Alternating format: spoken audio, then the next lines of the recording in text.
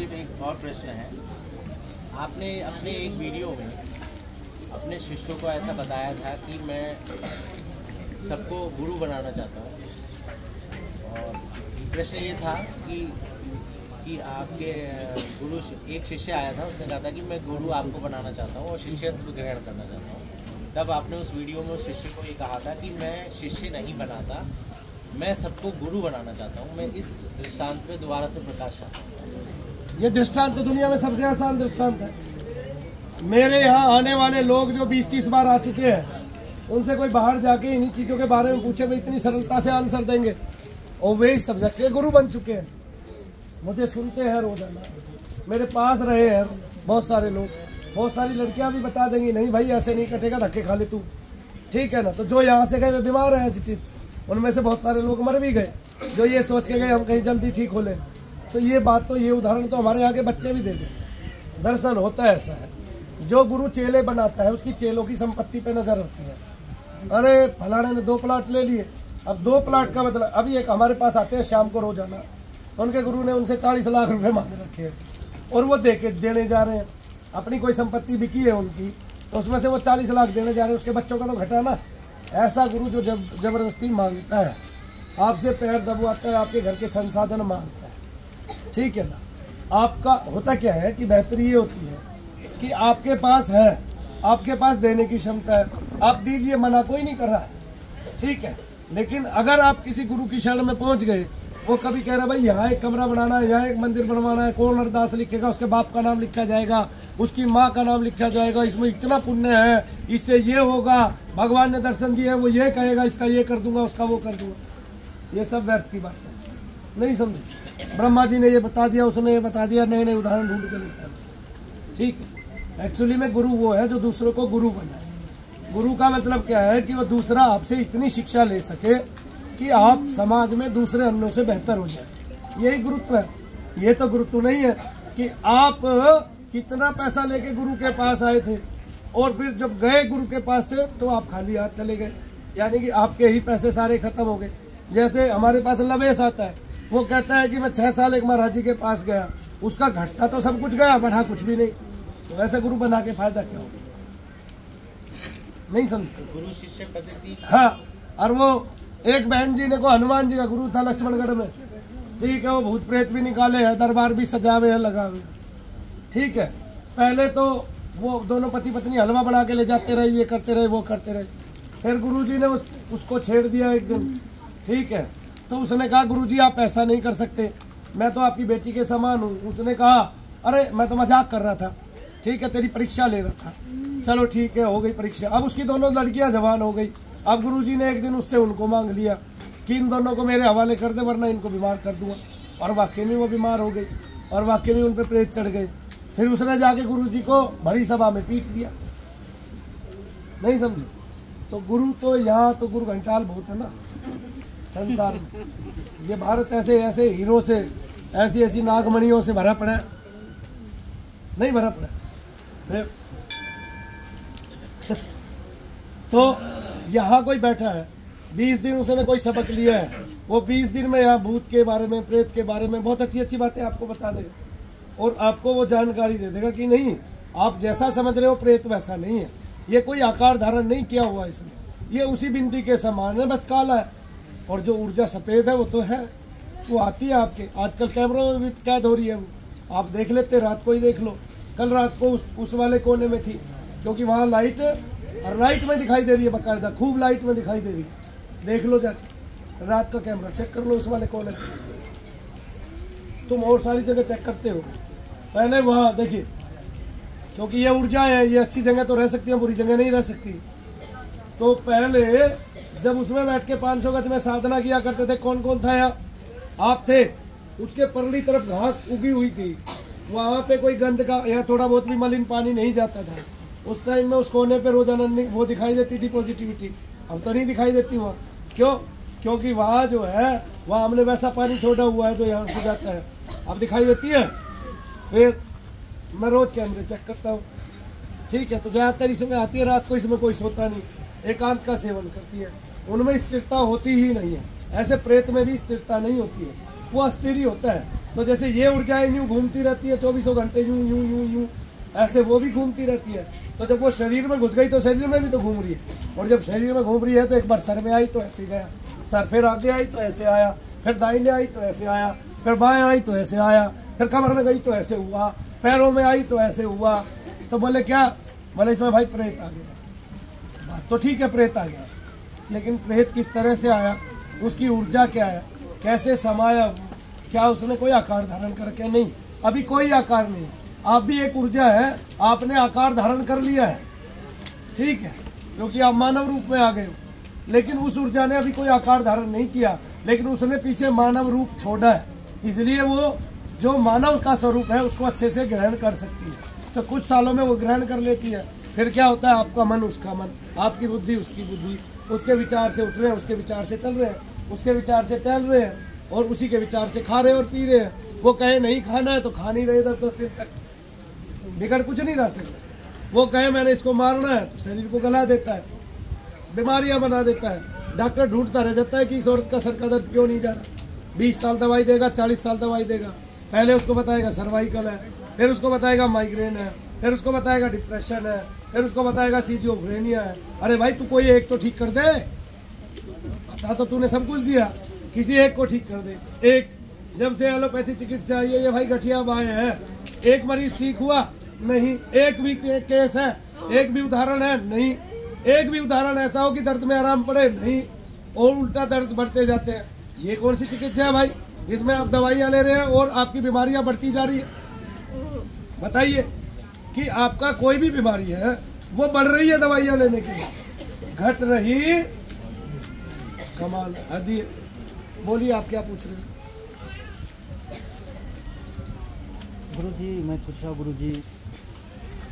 गुरुजी प्राचीन काल में राजनीति धर्म का हिस्सा हुआ करता था। हाँ।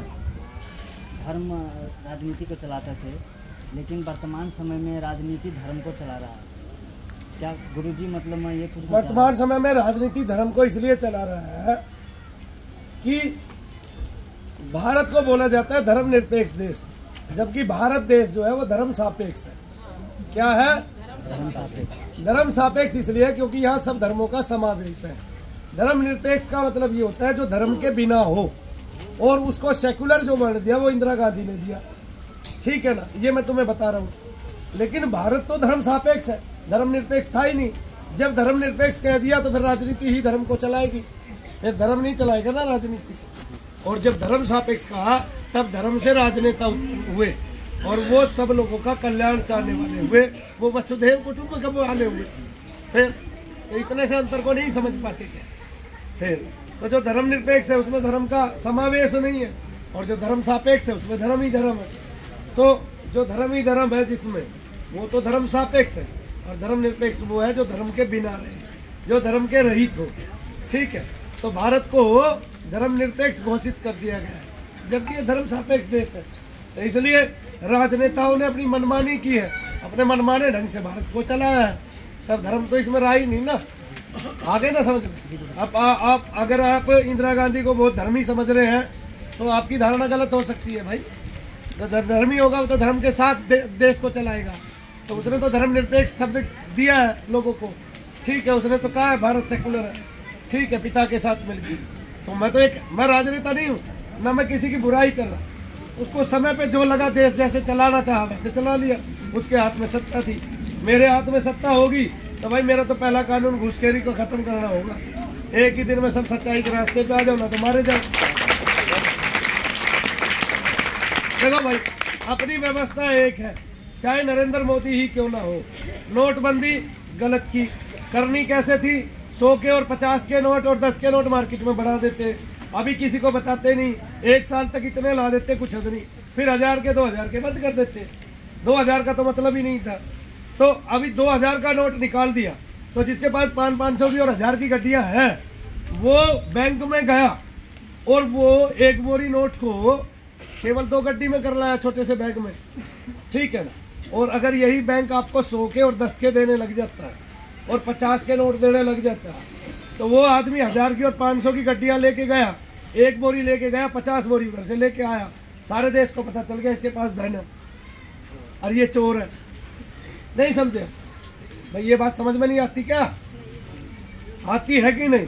मुझे तो पता ही नहीं था नरेंद्र मोदी वोट नोट किसका बचवा रहे हैं। मेरे लिए सब राजनेता बराबर हैं, सब गलती करते हैं, कोई दूध का धुला नहीं है, सब जमीन में धसे हुए हैं, सबके मुंह काले हैं, उजला कोई नहीं है। हाँ, एक बात जरूर है कि कोई 10 स्कीम अच्छी कर सकता है, कोई देश के बारे में थोड़ा तो सोच सकता है।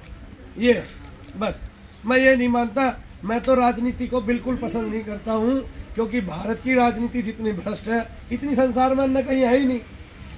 नहीं समझा? जो ये कहता है मैं कट्टर ईमानदार हूँ, उससे कट्टर बेईमान नहीं पाता फिर कोई ढूंढा हुआ। पता है आपको इस बात का? फिर अरे वो तो एक सबूत देगा, मैं सामान्य आदमी हूँ, मैं ही 1000 सबूत दे दूंगा उसकी बेईमानी के। ठीक है?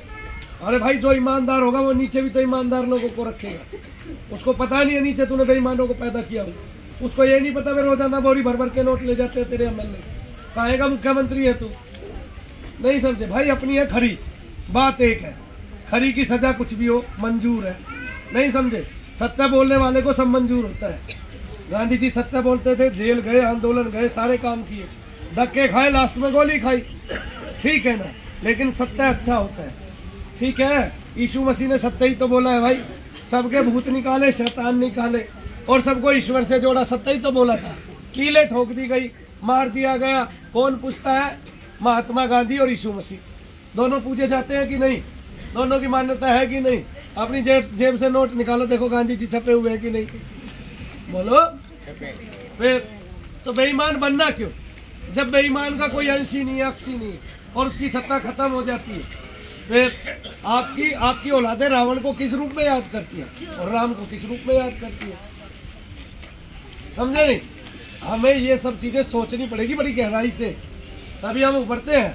मेरे पास बहुत सारा युवा बैठा है, ठीक है, ये पढ़ा भी है, इसने इस समाज की स्थिति भी देखी है, इसने वो फीसें भी भरी है। ठीक है? अब आज एक आदमी 2 करोड़ रुपए लगा के अपने बेटे को MBBS बनाता है, तो वो ये कोशिश करता है 2000 करोड़ रुपया कमाए, और वही हो रहा है भारत में। नहीं समझे? वरना तो कल एक MBBS आया था, उसने सरकारी MBBS की है और उसका पैसा ना के बराबर खर्च हुआ है। उसकी माँ ने कह दी तू बेटा सेवा करियो मनु भैया की तरह, और तो नहीं करेंगे। तो कितने %? 5% ठीक है डॉक्टर तो।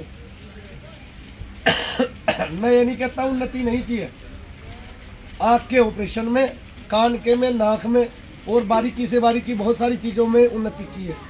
लेकिन प्रेत जो है, निगेटिविटी जो है, वो बहुत सारे लोगों के दिलों में घबराहट पैदा करता है, उनके BP को हाई लो करता है, आगे ना समझ में उनकी धड़कनों को बढ़ा देता है, जिसमें डॉक्टर इमरजेंसी में ले जाके हार्ट के ऑपरेशन तक कर देते हैं। क्या कर देते हैं? अब कर लो, क्या करोगे? बहुत कम उम्र में आपके बेटे का ऑपरेशन हो गया था। क्या उसको बस यही था कि मनु भैया की आंखों में नहीं झांक सकता था, क्योंकि जैसे ही वो आंखों में झांकता उसका सांस और दम घुटने लगता। नहीं समझे? यानी कि उसको निगेटिविटी थी और डॉक्टर ने उसका फायदा उठा लिया। थी चीज कोई और, इलाज कोई और कर दिया। अब तो इलाज सक्सेसफुल नहीं है। जितने भी लोग हैं जिनको घुटनों के दर्द निगेटिविटी से है, उसका इलाज डॉक्टर 4 बार घुटने बदल ले तो भी उसको दर्द ही, अरे तब उसका दर्द नहीं मिटेगा। तो फिर 10 लाख रुपए लगाने का लाभ क्या? फिर पहले 10 लगाए और ऐसे पैसे भी उसके चले गए। एलोपैथी की चिकित्सा दुनिया में सबसे महंगी है, ये बात समझ लो। इसलिए अपने घर पे रोजाना अपनी सब्जी में काली मिर्च यूज करो, हल्दी यूज करो। हल्दी और काली मिर्च सबके घर में होनी चाहिए। मलाई में हल्दी मिला के बहुत सारी जगह लेपन करने से शरीर स्वच्छ रहता है, शुद्ध रहता है। ये सबको पता है, लेकिन करता कौन है? काली मिर्च रोज डालने से आपको पित्त की समस्या उत्पन्न ही नहीं होती। इतनी सी काली मिर्च रोज डाल लो, है ना? भुना जीरा और काली मिर्च हम नहीं खाते थे, अब खाते हैं? नहीं खाते। पहले लड्डुओं में काली मिर्च होती थी, अब कितना लड्डुओं में काली मिर्च होती है? उल्टा जो काली मिर्च का लड्डू है उसी को हम फेंकते हैं सबसे पहले। अब काली मिर्च, बेसन, ठीक है, और देसी घी, ये क्या करता है आपको पता है? ये शरीर के सारे एलर्जिक पॉइंट को खत्म कर देता है। सारी एलर्जी, हर प्रकार की एलर्जी को खत्म करता है ना? मेरे को एक बात याद है कि एक लड़के का पूरा शरीर दानों से भरा रहता है। किससे? दानों से भरा रहता है। एक दिन वो एक दुकड़िया में बैठा हुआ था, उसमें कई बूढ़े बैठे हुए थे। एक बूढ़े आदमी ने विचार दिया, ठीक है, तो उसने कहा दादा मुझे तो पूरे शरीर में खुजली रहती है। बोला बेटा दिखा किस तरह की रहती है? बोले इस तरह की। तब वो कुछ थोड़ा बहुत जानता भी होगा, उसने बताया तू 40 दिन खाली पेट आधा लड्डू खाना है तूने बेसन का, और उसमें काली मिर्च और घी होना चाहिए। मुझे आज तक याद है, एक बार मैं छोटा था और हमारे गांव से डॉक्टरों की दूरी 12 किलोमीटर से कम नहीं थी, किसी भी डॉक्टर की दूरी। तो मेरे को ततैये के छत्ते में से बहुत सारे ततैयों ने काट लिया। तब मेरे पिता ने कम से कम 50 ग्राम काली मिर्च पड़ोसियों से और अपने घर से लेके चबवा के मुझसे और घी पिला दिया मुझे 50-100 ग्राम। आपको पता है मुझे सोजन तक नहीं आई। मैंने वो अपने ज़िंदगी का पहला करिश्मा देखा। और देव का करिश्मा ये देखा कि मेरी त्वचा पे सफ़ेद सफ़ेद सफ़ेद सफ़ेद यहाँ पे गले में, और ये सीप से हो गए। तब मेरी मम्मी ने कहा बेटे सती माता पे गुड़ और चून उड़ाया, चून डाला और गुड़ डाला, और मैं डाल के आया और बोली एक झाड़ू चढ़ाइए। मैं चढ़ा के आया, मैं आज चढ़ा के आया, अगले दिन में सारे कहाँ चले गए पता ही नहीं चला। ये मैंने अपनी ज़िंदगी का पहला चमत्कार देखा था। इसको क्या कहोगे आप? ठीक है, हम कैसे अपनी पुरानी उन मान्यताओं को खो बैठे हैं। एक सबसे पुरानी मान्यता हमारी यज्ञ है, ठीक है। यज्ञो विश्वस्य भुवनस्य नाभो, इस समूचे विश्व ब्रह्मांड की एक ही नाभि है, वो है यज्ञ। उस यज्ञ में अग्नि देवता, ठीक है, जिसके अग्नि देवता के 2 मुख है, मेरे ख्याल से 4 जिह्वे है ना, इतने सींग है, ऐसे 7 पैर हैं, 4 हाथ है या 3 हाथ है, इस तरह से अग्नि देवता का स्वरूप है। मैं तो भूल जाता हूँ वो। तब वो आपकी आहुति को लेके देवताओं को सौंपते। अब आपने इस यज्ञ की एक वीडियो देखी हो तो इस यज्ञ के चारों तरफ करोड़ों की संख्या में ओप्स ऐसे घूम रही है और धुआं भी उठ रहा है। इसलिए उस धुएं को ओप्स यानी कि ऊर्जा पीती है। वो ऊर्जा जितनी सशक्त होती है उस एरिया का वातावरण उतना ही सशक्त हो जाता है, और वहाँ पे रहने वाले लोग उतनी ही बीमारियों को खो के वहाँ से जाते हैं। तो सब चीज़ों का एक ही विधान है, अपनी ऊर्जाओं को बढ़ाओ, अच्छी ऊर्जाओं में कन्वर्ट करो और अपने दोषों को निकाल फेंक। यही काम महात्मा गण करते थे। तब महाराज जी के पास एक चेला आता है और वो कहता है गुरुजी आपने मेरे बच्चे को, कंबल वाले बाबा के पास, आपने मेरे बच्चे को ठीक करना है। वो कहते हैं बच्चे को बुखार चढ़ा हुआ था, वो कहते हैं भाई तू मेरे पीछे मत पड़, डॉक्टर को दिखा ले। वो कहता है नहीं आपसे ही मैं कह रहा हूँ। तो बोला कल कुछ चावल दही ले आना और चीनी ले आना। वो चावल दही चीनी ले गया, सवेरे सवेरे बच्चे को खिला के, और उसको बोला जा आप नहाया हुआ ठंडे तालाब में, और वो ठंडे पानी में नहा के आया। तो अब देखिए उसका बुखार गायब हो गया, सब कुछ गायब हो गया। उसको कैसे पता भाई ये ऐसे नहाएगा और इसका ये सब कुछ चला जाएगा। जबकि अगर किसी डॉक्टर को बता दिया जाए ये बात कि बुखार में उस महात्मा ने ऐसा काम करा दिया, तो वो डॉक्टर क्या कहेगा, ये तो पागल महाराज जी है, ये तो उल्टा बुखार चढ़ाएगा इसको। जबकि वो दुनिया के बड़े योगी राज में आते हैं, बड़े योगियों में आते हैं, नहीं बड़े महात्माओं में आते हैं, बड़े संत में आते हैं। कौन नहीं जानता कंबल वाले बाबा। ठीक है, तो बोलो जय शनिदेव। कार्य सुचारू रूप से चालू कर।